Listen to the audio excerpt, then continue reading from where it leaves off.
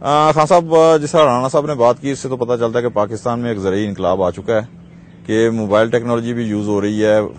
Man power بھی use ہو رہی ہے، لیکن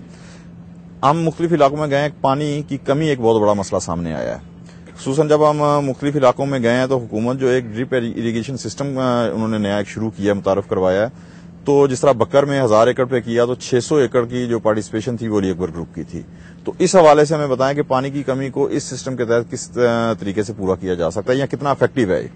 دیکھیں، ڈرپ اریگیشن سسٹم جی یہ ٹرائیڈ اینڈ ٹیسٹڈ سسٹم ہے، یہ کوئی ایسی چیز نہیں کہ ہم یہاں پہ لے کے آئے ہیں تو شاید کوئی نئے سرے سے اس کے لیے دوبارہ ٹرائل کرنا پڑے گا کہ یہاں چلے گا کہ نہیں چلے گا۔ نہیں، نقل تو ہم کرتے ہی نقل ہیں، خیر پوری دنیا میں یہ سسٹم چل رہے ہیں جی، اور اس کے جو دو بیسک فائدے ہیں، ایک تو اصل فائدہ جو ہے وہ ہے پانی کی بچت۔ اس کی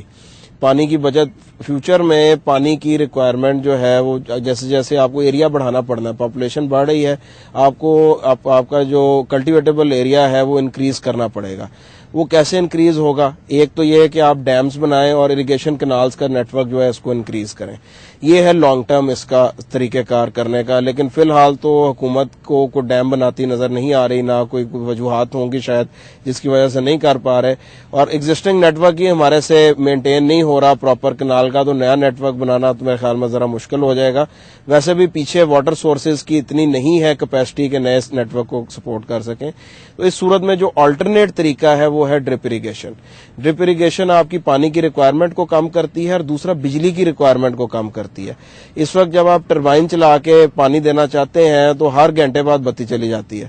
لیکن ڈرپ اریگیشن سے اگر آپ پانی دے رہے ہیں تو آپ کو شاید دن میں دینا ہی 2 سے 3 گھنٹے کے لیے پانی ہے، اور وہ پریشر جس ٹائم آپ آن کریں گے ود ان منٹس وہ پریشر اس کا پورا ہو جائے گا۔ یعنی وہ اوقات معین کیے جا سکتے ہیں کہ جب لوڈ شیڈنگ نہ ہو تو اس کے بیچ میں آپ دیکھیں تو اس کو پورا کر سکتے ہیں۔ اور دوسرا جو بیسک فائدہ اس کا ہے وہ ہے فرٹیگیشن کا۔ یہ جو پی ایچ کی ہم بات کر رہے ہیں نا، یہ ہم بات کر رہے ہیں آرگینک میٹر کی۔ یہ ہمارے سوائل میں جو کمیاں ہیں وہ اس طریقے کی ہیں کہ ایک تو یہ کہ کیلشیم ہمارے سوائل میں بہت زیادہ موجود ہے، لیکن وہ ایسی صورت میں ہے کہ پودے کو ملتا نہیں ہے۔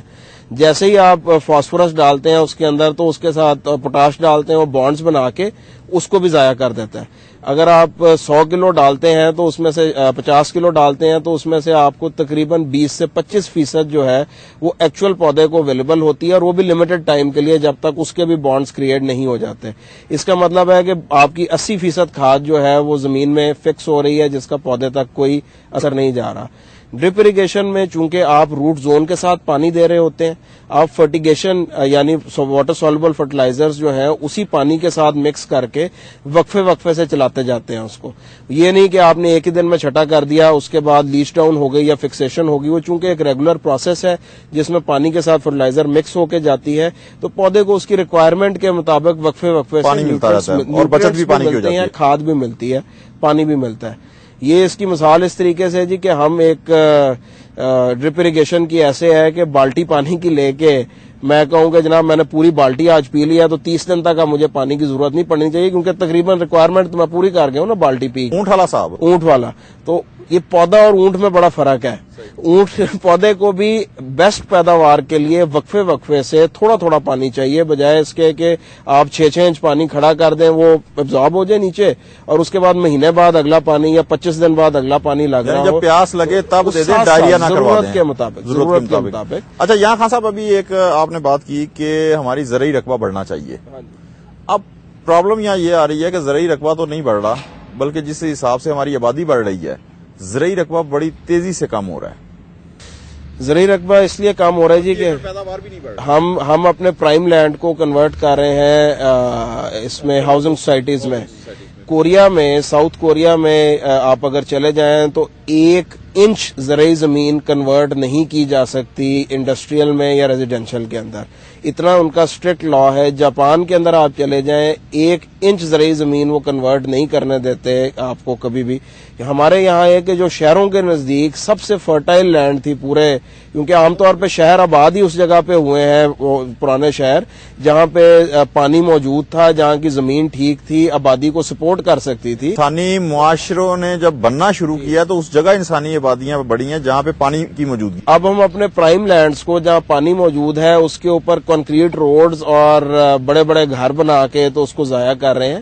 ریکوائرمنٹ اس چیز کی ہے کہ حکومت کو آج بھی زوننگ کی طرف جانا چاہیے کہ یہ ایگریکلچر لینڈ زونڈ ہے, یہاں پہ کمرشل ایکٹیویٹی یا یہ کنسٹرکشن ایکٹیویٹی نہیں کی جا سکتی, کیونکہ آہستہ آہستہ ہوگا کیا کہ آپ ساری پرائم جو آپ پانی کی اویلیبلٹی ہے زمین کی وہاں پہ گھر بنا لیں گے یا فیکٹریاں لگا لیں گے اور پھر آپ ڈیزرٹ آباد کرنے چل پڑیں گے, کیونکہ ڈیزرٹ آباد کرنا بڑا مشکل اور بڑا پیسے الٹ حساب ہو رہا ہے نا, یعنی ہم فی ایکڑ پیداوار بھی نہیں بڑھا رہے اور اس کے بعد جو ایگریکلچر لینڈ ہے اس میں بڑی تیزی سے کمی ہو رہی ہے.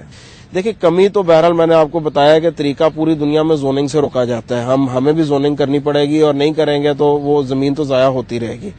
کیونکہ آبادی پھیل رہی ہے. آبادی کو روکنے کا ایک ہی طریقہ ہے کہ آپ زوننگ کر کے اس کو روکیں, پھیلاؤ کو روکنے کا, شہروں کے پھیلاؤ کا لیول بھی دیکھیں نا, ہماری پاکستان کی جو پاپولیشن ہے 2.14% سالانہ کے حساب سے بڑھ رہی ہے, جبکہ یہ فگر ہے 2009 تک کا, ٹھیک ہے جی, جبکہ جتنے ایک ترقی یافتہ ممالک ہیں ان کے اندر 0.66 چائنا, جرمنی, امریکہ اور تقریباً مور دین 50 کنٹریز جو ہیں مائنس میں جا رہے ہیں. خیر مولوی صاحب میں آپ کی طرف آتا ہوں کہ جس طرح انہوں نے ذکر کیا کہ زمین کے ساخت جو ہے مٹی کی وہ اس کا جاننا بڑا ضروری ہے تاکہ اس کے حساب سے جو لینڈ ڈاکٹر ہے یا ایگریرین ہے وہ تجویز کر سکے کہ یہاں کس قسم کی پیسٹی سائیڈز یا اور کھاد وغیرہ استعمال ہو سکے, تو آپ کیا سمجھتے ہیں کہ اس کی افادیت کس قدر ہے؟ دیکھیں جی, اس کی افادیت کو تو نہیں جھٹلایا جا سکتا, اس میں تو کوئی شک نہیں ہے کہ اگر آپ کو صحیح ڈائگنوسس مل جائے کہ آپ کی زمین کو کیا کمی ہے, کیا اس کو مائکرو ایلیمنٹس چاہیے, کیا اس کو کھاد چاہیے, یوریا کتنی چاہیے, پودا کون سا لگا رہے ہیں, اب چاول اگا رہے ہیں, اس کے بعد گندم آ گئی. مسئلہ صرف یہ ہے, میں اس سے بالکل اختلاف نہیں کرتا, میں سمجھتا